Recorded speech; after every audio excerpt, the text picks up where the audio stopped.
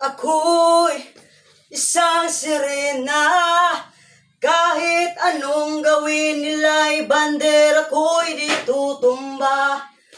Ako'y isang sirena, kahit anong gawin nila'y bandera ko'y di tutumba. Simula pa ng bata pa ako, halata mo na pag naglalaro, kaya parang lahat ay nalilito. Magaling sa Chinese garter at piko, mga labi ko'y pulang-pula sa bubble gum na sinapa.